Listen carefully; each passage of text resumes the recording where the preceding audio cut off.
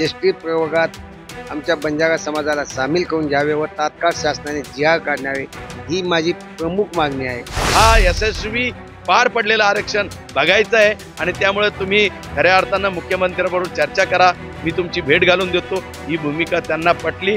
त्यांनी सर्व बंजारा समाजातल्या त्यांच्या साथीदारांना त्यांची परवानगी घेतली आणि मग त्यांनी आज माझ्या हस्ते उपोषण सोडलं।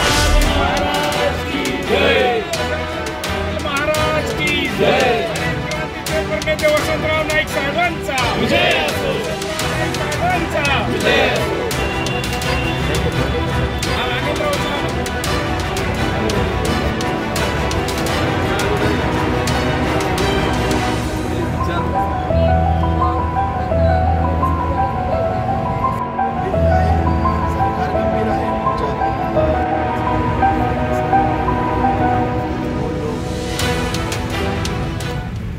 बंजारा समाजाला हैदराबाद गॅजेटनुसार एसटी मधून आरक्षण मिळावं यासाठी गोरखनाथ राठोड हे मागील 6 दिवसांपासून उपोषणाला बसले होते आणि भाजप आमदार संजय केनेकर यांच्या हस्ते त्यांनी ते उपोषण सोडलेलं आहे। एकीकडे राज्यभरात बंजारा समाजाचे मोर्चे निघत आहेत तर दुसरीकडे गोरखनाथ राठोड हे संभाजीनगरात अशा प्रकारे उपोषण करत होते। त्यांचं उपोषण सुटलेलं आहे। ते गोरखनाथ राठोड आपल्या सोबत आहेत।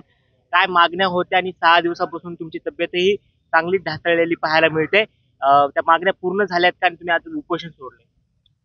मी सर्व समाज बांधवांना सप्रेम जय जवाहरलाल। मी सकल बंजारा समाज यांच्या बॅनर खाली हे बेमुदत आमरण अन्नत्याग आंदोलन करीत आहे। गेल्या 6 दिवसापासून माझं वय 60 वर्ष आहे, तरी मी उपोषण करत आहे बंजारा समाजाचं भलं व्हायसाठी आणि हैदराबाद गॅजेटनुसार बंजारा समाजाला एसटी प्रयोगात आमच्या बंजारा समाजाला सामील करून घ्यावे व तात्काळ शासनाने जी.आर. काढावे ही माझी प्रमुख मागणी आहे। आणि जर अनुसूचित जमाती एसटी प्रयोगात बंजारा समाजाला टाकलं तर आमचे सगळे मुलं बाळ त्यांचं भवितव्य उज्ज्वल होऊन जाईल आणि हीच मागणी घेऊन आम्ही शासनाकडे इथं उपोषण बसत आहे।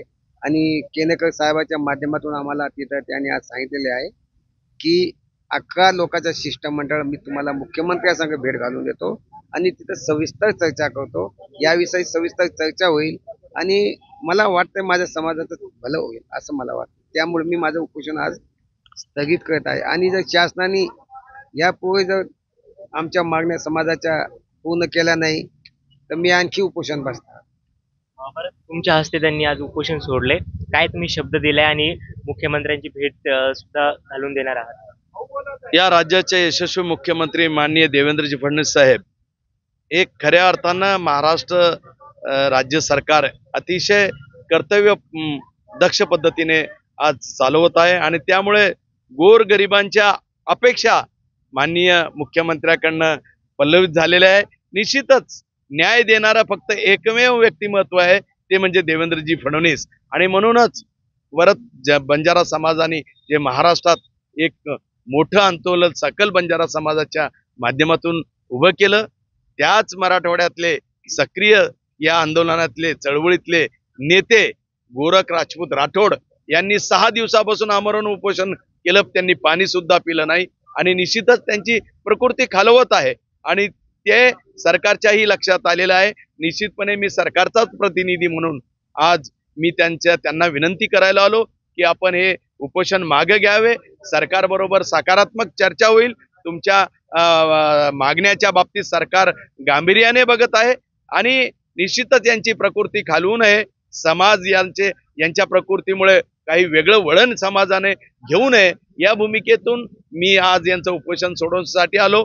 निश्चितपणे सरकारबरोबर सकारात्मक चर्चा करणे आणि या लढ्याला खऱ्या अर्थानं यशस्वीतेचं रूप कसे मिळेल ही भूमिका घेऊन मी त्यांच्याबरोबर आलो। त्यांना समजून सांगितलं आज आपल्या या लढाऊ नेतृत्वाला खऱ्या अर्थाने त्यांच्या दृष्टी देखत हा यशस्वी पार पडलेलं आरक्षण बघायचं आहे आणि त्यामुळे तुम्ही खऱ्या अर्थानं मुख्यमंत्र्यांबरोबर चर्चा करा, मी तुमची भेट घालून देतो। ही भूमिका त्यांना पटली। त्यांनी सर्व बंजारा समाजातल्या त्यांच्या साथीदारांना त्यांची परवानगी घेतली आणि मग त्यांनी आज माझ्या हस्ते उपोषण सोडलं। आमच्या मागण्या जर पूर्ण झाल्या नाही तर आम्ही पुन्हा एकदा उपोषणाला बसू असा इशारा सुद्धा त्यांनी दिलेला आहे। मी राम बुधवंत, नवराष्ट्र, छत्रपती संभाजीनगर।